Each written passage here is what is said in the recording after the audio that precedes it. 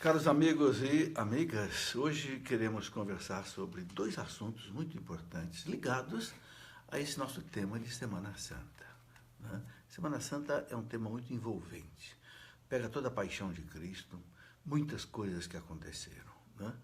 Então, dois assuntos muito interessantes são os seguintes. Primeiro, aquelas 7 palavras que o Cristo disse na cruz, né? A igreja, normalmente na Sexta-feira Santa, coloca uma homilia, um discurso sobre, né, as 7 palavras de Cristo. Normalmente, naquela procissão do enterro, em algumas paróquias, alguém faz esse discurso das 7 palavras de Cristo. E eu quero comentar um pouco também do Santo Sudário, porque o Sudário hoje talvez seja a relíquia mais importante do cristianismo, que desafia a ciência, desafia os cientistas. A própria NASA tem estudado com frequência o Sudário, né? E não tem explicação. Mas vamos aqui então colocar algumas coisas sobre isso. Primeiro, sobre as 7 palavras, né? Cristo disse 7 palavras na cruz que os 4 evangelistas narraram, nem todos narraram todas, né? Mas que a igreja tirou dos 4 evangelhos e a igreja guarda com carinho. Por quê? Porque as últimas palavras que alguém diz antes de morrer certamente são aquelas palavras mais importantes que a pessoa tem para dizer. Então Cristo começa dizendo: meu Deus, por que me abandonaste? O que significa isso? O Catecismo da Igreja explica que isso significa que Jesus, tendo assumido todo o pecado da humanidade, todos os pecados de todos os homens de todos os tempos, né? Ele se colocou diante da justiça divina como um pecador, né? Ele assumiu a nossa culpa. Então sentiu-se assim abandonado, né? E aí ele reza aquele Salmo 21, mas depois depois desse grito inicial, ele continua rezando o Salmo, e o Salmo é um Salmo também de confiança em Deus.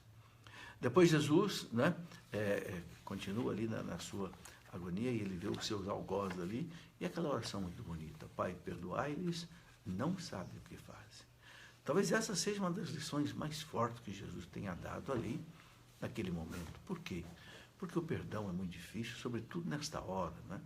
Mas é muito interessante que Jesus, lá no Sermão da Montanha, lá num outro monte, né, das Bem-aventuranças, ele disse: amai os vossos inimigos, orai pelos que vos, né, amaldiçoam, abençoai aqueles que vos perseguem. E aqui num outro monte, o Monte do Calvário, ele realiza isso. Então, aquilo que ele ensina, ele faz. E é muito bonito que, com o perdão que ele deu, aquele soldado, aquele centurião se converteu aos pés da cruz.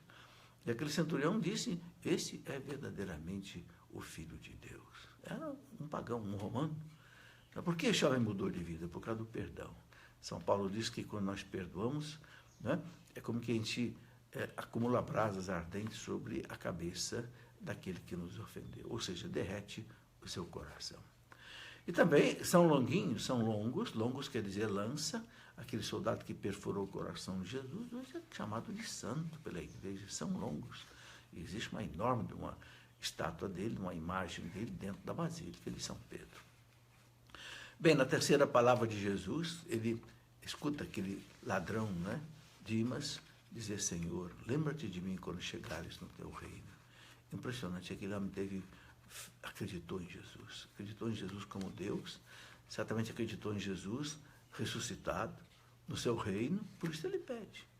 E Jesus de imediato concede-lhe o perdão e concede a promessa da eternidade. Ainda hoje você vai estar comigo no paraíso. Claro que esse hoje não é um hoje do nosso dia a dia, é um hoje, quer dizer, você agora conquistou a sua salvação.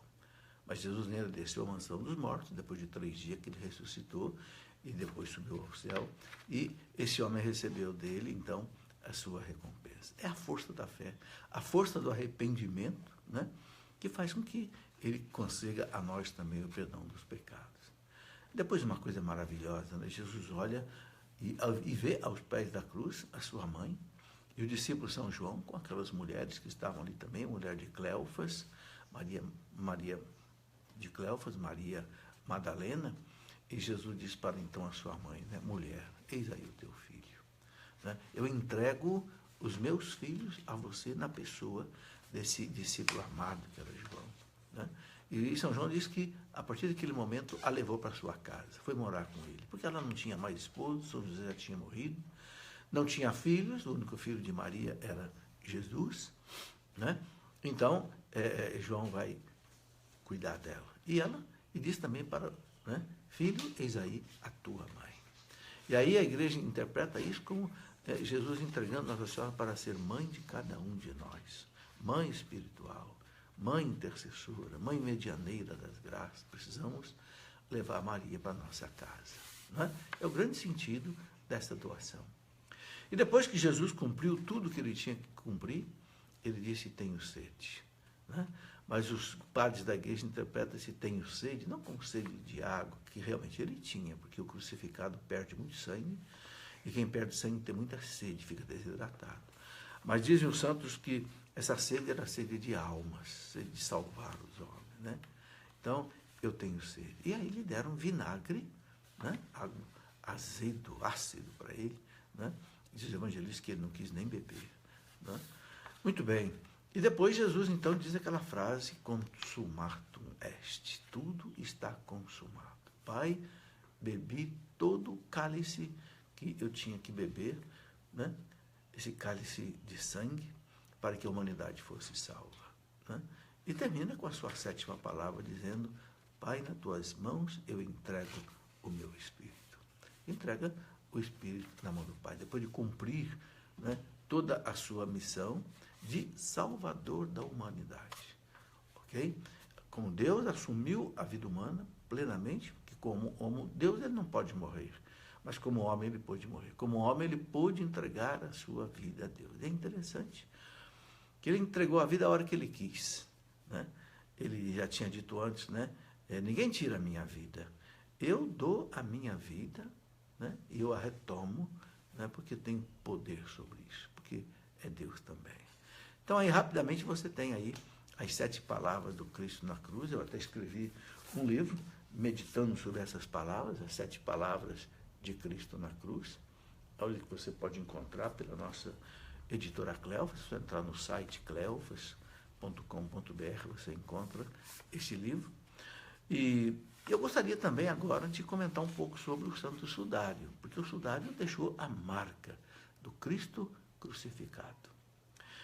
Alguns cientistas chegam a chamar de o 5º Evangelho. Por quê? Porque ele é tão de acordo com os Evangelhos que muitos chamam de um 5º Evangelho. Por quê? Porque narra toda a paixão de Cristo ali, só que em forma de uma figura. Né? Uma figura inexplicável, os cientistas não sabem explicar. Né? E aqui eu queria te dar alguns dados. Né?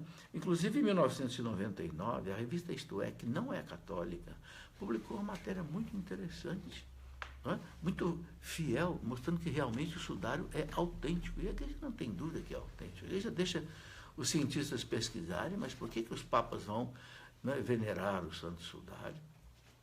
Porque a igreja não tem dúvida que aquele sudário é de Cristo. E há muitas provas evidentes sobre isso. Aqui eu queria colocar alguns dados importantes sobre o Santo Sudário. Primeiro, um dado muito interessante. De 1978 até 1981, um grupo internacional de cientistas do mais alto nível, reunidos num projeto chamado de pesquisa do Santo Sudário, dedicou 150 mil horas de trabalho, 150 mil horas de trabalho, né, analisando o Santo Sudário. 150 mil horas, meus irmãos, é tempo toda a vida. E chegou à conclusão de que a figura que nele aparece não é uma representação, e nem é uma pintura, mas uma imagem misteriosamente produzida pelo corpo, né, que o envolveu, que foi envolvido por esse sudário. Né? E algo muito interessante é que descobriram, com as pesquisas avançando, né, desde lá de 1973, os cientistas têm descoberto pólens de flores no Santo Sudário, e de flores que só dão em Jerusalém e na época da Páscoa. Né? Inclusive, recentemente, um grande pesquisador do Santo Sudário, Dr. Avinoam Danik, que, aliás, é judeu, não é católico, né, escreveu um livro, As Flores e Plantas do Sudário. Né? Aqui você está vendo essas flores que aparecem aqui. Né? Aqui você vê o mapa da Palestina, ele mostra onde que essas flores dão e que ele encontrou marcadas no Santo Sudário, os pólens dessas flores. E são muitas, mais de 20. Né? Aqui você vê uma fotografia do Dr. Avinoam Adalim, e ele não é católico. Né? Esse livro nós trouxemos lá da Terra Santa. Ele é judeu, professor, doutor da Universidade Hebraica, botânico, e ele é que fez essas pesquisas todas. E ele chegou a conclusões impressionantes. Eu fiz questão de trazer esse livro para o Brasil, porque é um livro escrito por alguém que não é católico. E eu perguntei a ele: o senhor é católico? Não, não sou católico nem cristão, não quero ser. Sou judeu, mas o sudário ele é autêntico. E ele descobriu coisas fantásticas. Por exemplo, ele descobriu que o rosto de Cristo foi todo coberto com flores. Né? E flores ali daquela época. E por que eles cobriram o rosto de Cristo com flores? Porque os judeus, quando a pessoa morria ensanguentada, eles respeitavam o sangue. Né? Até que não come carne com sangue. Então, eles cobriam com flores. Aqui nessa figura, que não dá para você ver muito bem, mas aparece aqui o rosto de Cristo. Né? E essas flores amarelas que você vê em amarelo aqui são flores contornando o rosto de Cristo. Né? E que flores são essas? São flores, né, muito parecidas com a nossa margarida. Ele diz que é essa flor aqui. Ó. Né? Só que cortadas, né, e colocadas ali. E ele descobriu coisas fantásticas. Esse livro ele mostra, por exemplo, como era a coroa de Cristo, porque também no sudário ficou marcado. Né? Aí os pólens dessa planta que dá esse espinho. Então, por isso que eles conseguiram, e depois também todas com a análise do sudário, e descobriram mais de 70 perfurações, né, que os espinhos fizeram na cabeça de Jesus. Bom, é um livro muito interessante que dá essas informações, mas eu queria aqui colocar outros dados muito interessantes. Né? Existe um sudário que está na Espanha, na cidade de Oviedo, que é aquele pano que cobriu o rosto de Cristo. No Evangelho de São João, lá no capítulo 20, versículos 6 e 7, o evangelista São João diz que encontrou 2 panos. O sudário, o lençol enrolado de um lado, e do outro lado o pano que cobria o rosto de Cristo. Esse pano hoje ele está em Oviedo, na Espanha. E a conclusão muito interessante é que os pólens destas, né, e de outras espécies de flores também foram encontrados nesse sudário que está na Espanha, esse pequeno sudário. E de acordo com esses estudiosos, que é essa peça de linho, que tem 83 por 52 centímetros, essa peça de linho ela teria sido colocada então sobre o rosto de Cristo, como eu já falei, né? E entre esses vestígios foram identificados 70 manchas de sangue que se sobrepõem de maneira exata com o que está no sudário. Os dois coincidem. Né?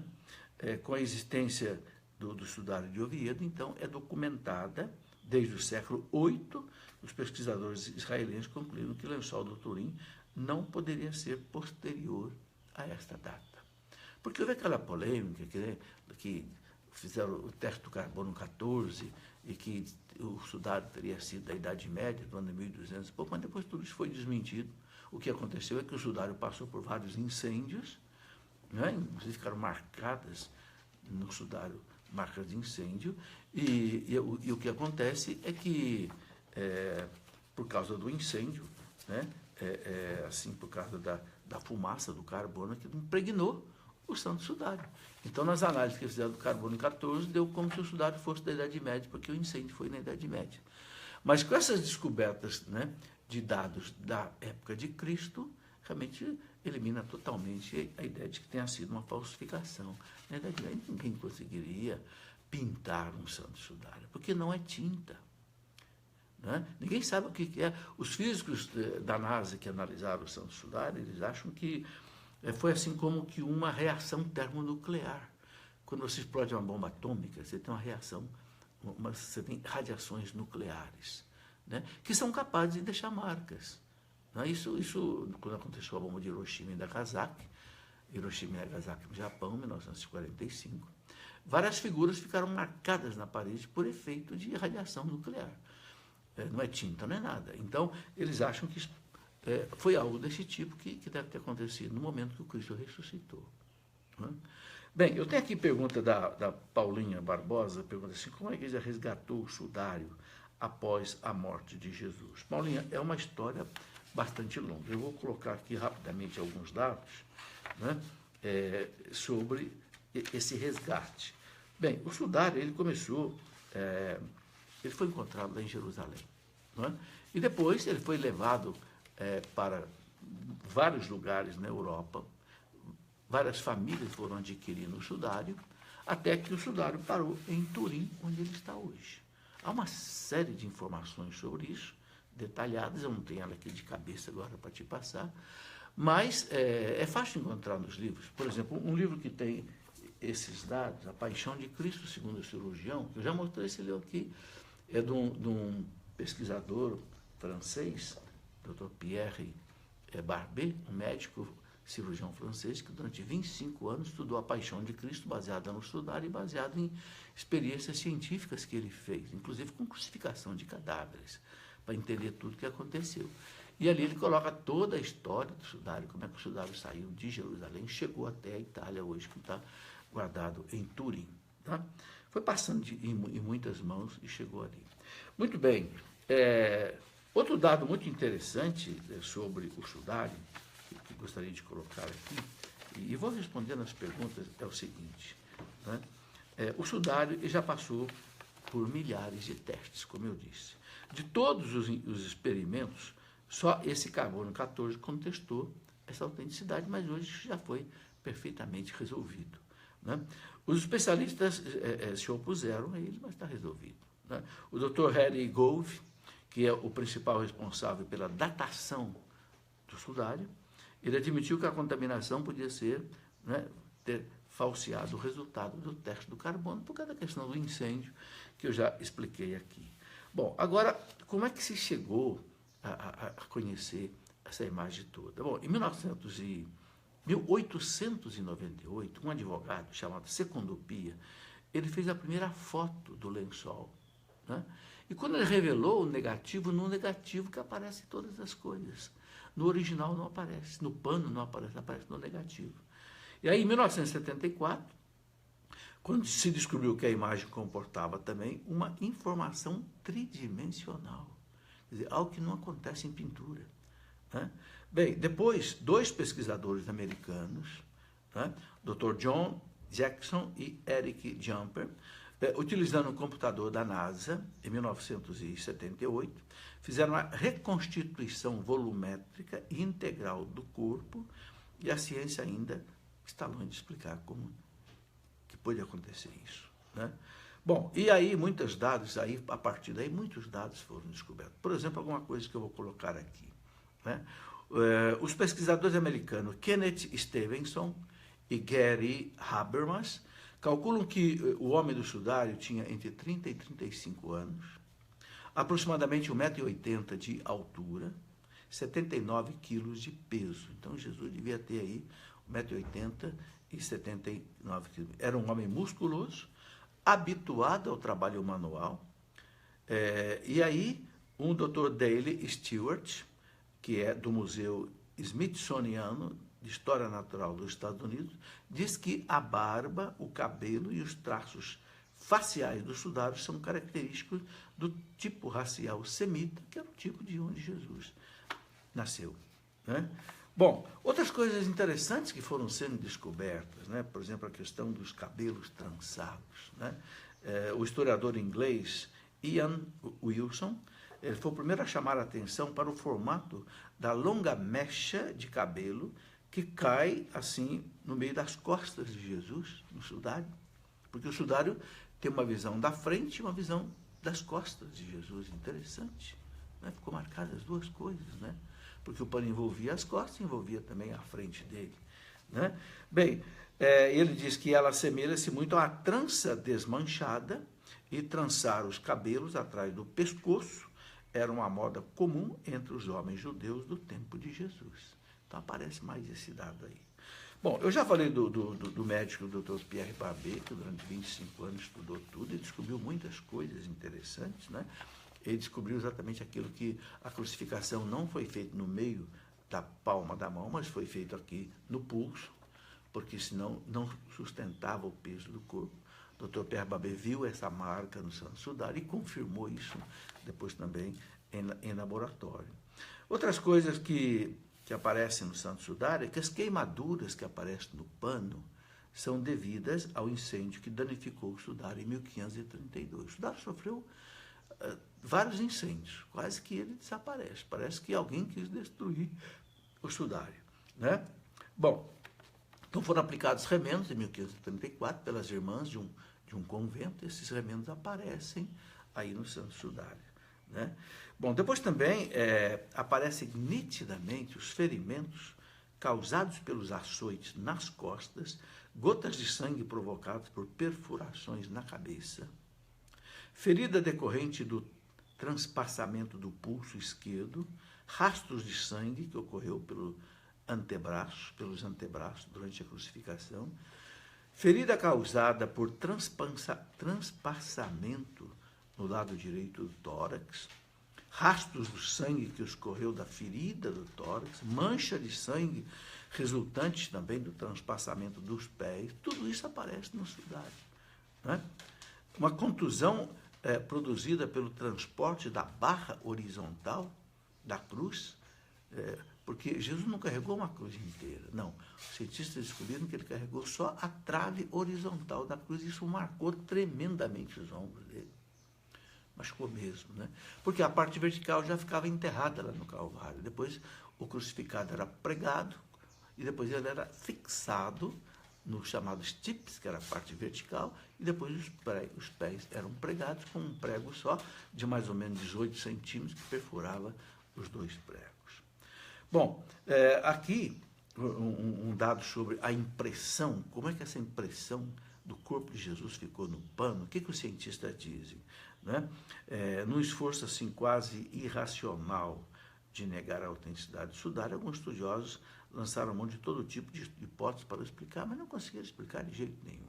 Bom, então, primeiro, alguns dados importantes sobre a imagem. Primeiro, a imagem não apresenta contornos nítidos, como acontece no caso de uma pintura, né? Nem linhas que seguem direções preferenciais, como é numa pintura, como ocorre no desenho, né? Depois, apesar do linho ser fino, onde ele foi envolvido, a imagem é superficial e não aparece do outro lado do pano, ao contrário do que aconteceria com uma pintura, uma compressão ou frotagem. Se houvesse tinta, a tinta ia manchar dos dois lados do pano. Não mancha, é de um lado só que aparece, né? O sudário envolveu a frente, depois envolveu as costas, mas aparece de um lado só do pano, tanto na frente quanto nas costas. Outro lado é o seguinte: não há vestígio de pigmentos, tintas ou vernizes. Não há. Nem da difusão de líquidos através da trama do tecido, né? Depois, a imagem não apresenta as deformações que seriam inevitáveis se o lençol tivesse sido comprimido sobre um cadáver. Também é outro dado que foi descobrindo, né? A imagem dorsal, né, não é mais intensa nem mais profunda do que a imagem frontal. As duas imagens têm assim, a mesma qualidade, né? O que seria de se esperar no caso de uma impressão por contato. Também não acontece. O tratamento da imagem por computador produziu uma forma tridimensional, proporcionada e sem distorções. Bom, é muito difícil reproduzir isso. Tentaram reproduzir sudário, mas nunca alguém conseguiu fazer uma reprodução daquilo que o pudesse imitar. Outros dados interessantes são os seguintes, né? Os cientistas descobriram que a flagelação de Jesus foi tão brutal que por si só teria matado uma pessoa que fosse mais frágil, né? Foram contados 90 a 120 ferimentos causados pelos açoites, porque os chicotes eram de 3 lâminas, 3 fios, né? E na ponta tinha ossinhos, tipo pequenos halteres com bolinhas, para realmente sangrar o flagelado, né? Bem, os condenados não carregavam a cruz inteira, como eu já expliquei, e aqui algo muito interessante, né? Encontraram 2 moedas no olho de Jesus que só foi descoberto recentemente. Né? Que moedas são essas? Os judeus, quando sepultavam alguém, eles colocavam 2 moedas, uma em cada olho, para fechar o olho da pessoa. E que moedas que foram encontradas? Moedas do tempo de Pôncio Pilatos. Então, está aqui os dados que os cientistas descobriram. Eu quero ler para você. Exatamente o seguinte: o pesquisador americano Francis Filas, da Universidade Loyola de Chicago, nos Estados Unidos, identificou uma das moedas. Trata-se de uma moeda, o Dilepton Lituus, era o nome dela lá do tempo de Jesus. Dilepton Lituus, produzida na Palestina sob o governo de Pôncio Pilatos, entre os anos 29 e 32 depois de Cristo, quer dizer, exatamente quando Cristo foi morto. O segundo objeto, a segunda moeda, foi identificada pouco depois, uma outra moeda cunhada por Pôncio Pilatos em homenagem a Júlia, que era a sua mãe, no ano 29 depois de Cristo. Então, vejam, é um outro dado relevante. Além das flores encontradas no Sudário, que só dão na época da Páscoa em Jerusalém, ainda mais essa data aqui. Bom, então, são muitas provas que a igreja coloca. A igreja coloca, não, os pesquisadores colocam para nós. E tem muito mais coisas, né? Podia ficar aqui lendo muito mais coisas sobre isso. Mas eu quero responder aqui a pergunta de M. Wilson. Ele diz assim: Jesus Cristo nasceu em Jerusalém. Não, Jesus Cristo nasceu em Belém. Né? Por que toda a cabeça da Igreja Católica está em Roma, não em Jerusalém? Veja, Jesus ele morreu em Jerusalém, mas ele nasceu em Belém. Belém fica mais ou menos a 10, 12 quilômetros de Jerusalém. Por que a cabeça da igreja não fica em Jerusalém? Porque, veja bem, o fato da igreja ser católica, ou melhor, ser romana, não é a identidade da igreja. A identidade da igreja são 4. Una, santa, católica e apostólica. Ser romana não é identidade. Não é... Por quê? Porque os papas já estiveram fora de Roma. Por exemplo, no século XIV, os papas moraram 70 anos em Avignon, na França. Muitas vezes os papas saíam de Roma, iam morar em Ravenna, iam morar em outros lugares, né? Às vezes por causa de conflitos ali em Roma. Então, a cabeça da igreja ficou em Roma, por quê? Porque Pedro e Paulo foram para Roma, né? As colunas da igreja, como a igreja chama, Pedro e Paulo, né? E foram martirizados ali. Então, o imperador Constantino, quando se converteu, lá no ano 313, ele construiu a primeira basílica ali dentro da cidade de Roma, né? Exatamente em cima do túmulo de São Pedro. E isso foi depois comprovado em 1940 e pouco. O Papa Pio XII autorizou que os arqueólogos fizessem uma escavação no subsolo da Basílica de São Pedro. E encontraram ali embaixo um cemitério, e encontraram um túmulo, inclusive com restos dos ossos, né, de um cidadão com cerca de 60 e poucos anos, e onde estava escrito na pedra: aqui está Pedro, Petrus. Então, aí em cima dali, o Constantino construiu a igreja. Então, foi uma prova da arqueologia com relação a isso. Então, por tudo isso, a igreja ficou com a sua sede ali. Os papas começaram, né, a ser substituídos ali. Agora, uma coisa interessante, né?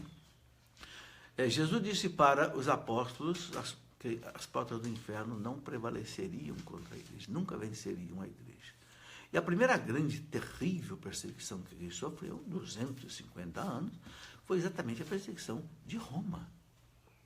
Né? O Império Romano, o maior império que era dono do mundo, que destruiu o cristianismo e não conseguiu. O cristianismo venceu ali. Então, isso é uma marca histórica fundamental. Aquele império que foi o maior que a humanidade já conheceu em toda a sua história, quis massacrar o cristianismo ali em Roma, e acabou esse império se tornando cristão, primeiro com Constantino, no ano 313, que proibiu a perseguição aos cristãos, e depois, no ano 385, quando o outro imperador, Teodósio, né, pelo decreto de Tessalônica, extinguiu o paganismo em todo o Império Romano e oficializou a fé cristã como sendo a fé do povo romano. Então, é um marco.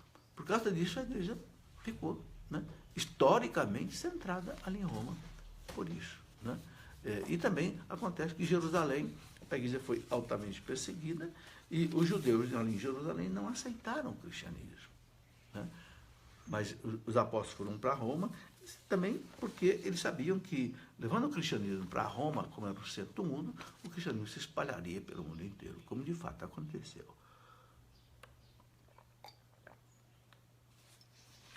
Bem, tem aqui mais perguntas. A Elizabeth Andrade me pergunta o seguinte: por que a data da Páscoa sempre muda?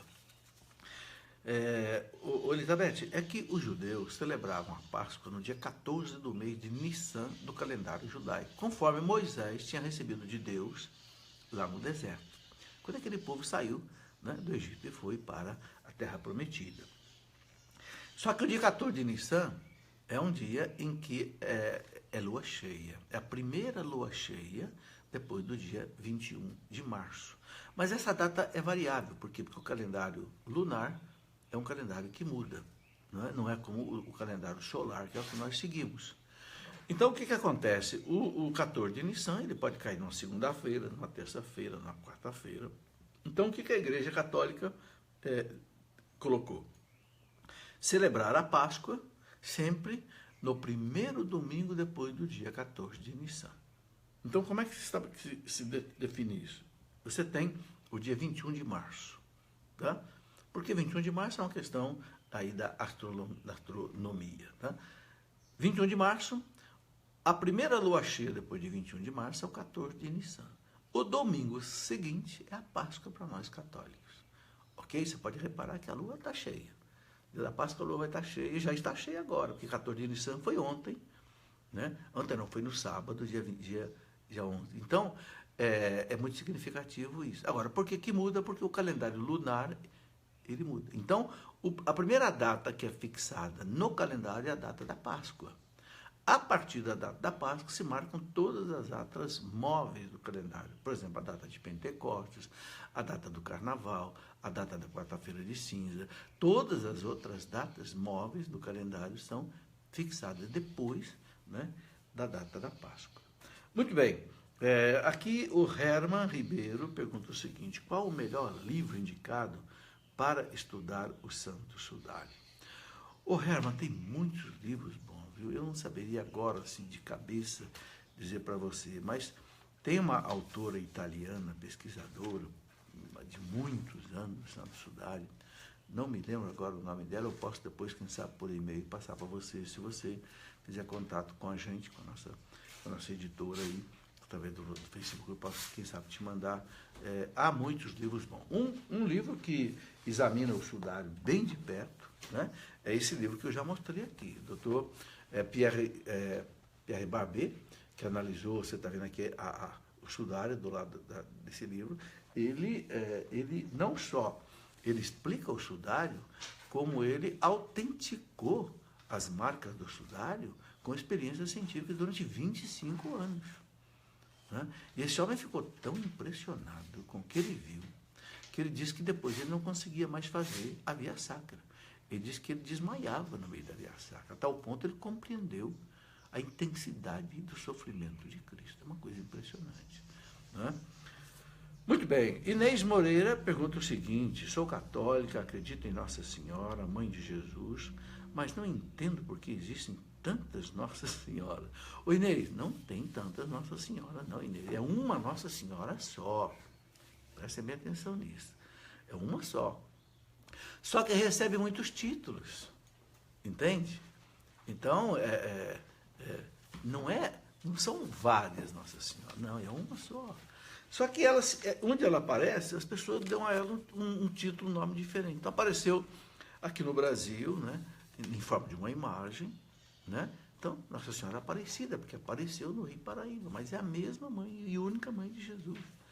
Apareceu lá em Fátima, Nossa Senhora de Fátima, apareceu em Lourdes, Nossa Senhora de Lourdes, apareceu no Medjugorje, Nossa Senhora de Medjugorje, lá chamam de Nossa Senhora da Paz, mas não é mais de uma, não, é a única Nossa Senhora, com títulos diferentes. Eu me lembro que quando o Pelé, por exemplo, ele era famoso, né, lá na década de 70, assim, o Pelé era chamado de rei não sei da onde, rei do futebol. Títulos que as pessoas dão. É a mesma pessoa, mas que muitas vezes recebem vários títulos. Ok? Bom, mais uma pergunta aqui da Maria José. Como viver o Tríduo Pascal? Ô, Maria José, boa pergunta. Comece acompanhando aí, né, a missa, por exemplo. Quem pode a missa, normalmente em torno das 10 horas da manhã, a missa dos Santos Óleos, onde o bispo reúne o seu clero e ali ele benze, né, o óleo da crisma, o óleo dos catecúmenos, do batismo e o óleo da unção dos enfermos. É a missa do clero, né, onde Cristo instituiu a Eucaristia e também o sacerdócio cristão. Depois tem um lava-pés à noite, na quinta-feira. Né? Depois tem toda a adoração do Santíssimo, né? Praticamente a noite inteira, em muitos lugares. Na sexta-feira não tem missa, é dia de jejum, dia de abstinência de carne, e às 3 da tarde tem a função, né, da adoração do Cristo na cruz, muito bonita, né? Onde é lida toda a paixão de Cristo, as orações, né, pela igreja, até pelos judeus, por todos. Né? Depois nós temos também, aí no sábado, sexta-feira tem a procissão do enterro do Cristo, muito simbólica, muito fervorosa também. Muitas vezes se faz aí o chamado, o discurso das 7 palavras de Cristo. Né? Depois também no sábado não tem missa, né? Porque a igreja não celebra a ressurreição nesse dia, vai celebrar só na vigília pascal, e aí então já é na tarde ou na noite, né, do sábado para domingo. Aí é a vigília mais importante. Digamos assim, é a celebração mais importante da Semana Santa, porque nós vamos celebrar, né, a ressurreição. Aí cantamos a ladainha dos santos, é feita a renovação das promessas do batismo, renúncia a Satanás, etc. Tal. É muito, muito bonito e muito importante. Leve a sua vela, porque é acesa uma vela ali com o símbolo do Cristo ressuscitado durante essa cerimônia. Ok? Muito bem, eu creio que assim, sabe, Maria José, você pode ter um bom tríduo pascal, quinta, sexta e sábado. Né? Já respondi aqui a pergunta da Inês, e eu quero aproveitar esse nosso encontro aqui, né, para mostrar 2 livros que nós estamos lançando. Eu estou lançando esta semana, né, O Sentido Cristão do Trabalho. Muitos não entendem a importância do trabalho. O trabalho é algo santificador. Então, eu escrevi um livro sobre o trabalho, mostrando a importância do trabalho. Né? Basta dizer, por exemplo, que alguém que não era católico, Confúcio, né, que era lá confucionista da China, né, Confúcio dizia: o trabalho é a sentinela da virtude. Quem trabalha não vive no ócio, não vive na preguiça e etc. Então, esse livro é uma meditação profunda. Né? Quando o pecado entrou na história do mundo, Deus colocou o trabalho como algo redentor. Deus disse para Adão: agora você vai trabalhar. Você vai comer o pão de cada dia com o suor do teu rosto, porque você pecou. Né? Não era para a terra produzir abrolhos e espinhos, mas agora aconteceu. Bem, um outro livro que a nossa editora está lançando, não é meu, é do livro do Felipe Santos. O Felipe é filho do Dunga, da Canção Nova. É um livro sobre a missa para crianças, todo ilustrado. Inclusive, eu ajudei o Felipe a escrever esses textos todos. E aqui nesse livro, o que o Felipe Santos, que é o filho do Dunga, da Canção Nova, ele conta? Primeiro, ele conta a história da missa, como é que a missa começou. Segundo, ele explica a missa. Né? Eu o ajudei nesse texto todo, tanto é que eu fiz também aqui a apresentação desse livro, né? Porque as crianças precisam compreender a missa, mas aí precisa compreender também usando figuras, né? Por exemplo, representando cada momento da missa, o que significa, por exemplo, o que significa o padre estar vestido com cores diferentes na missa, etc. Ok? Então eu peço a você que divulgue essa boa obra, a história da missa, né?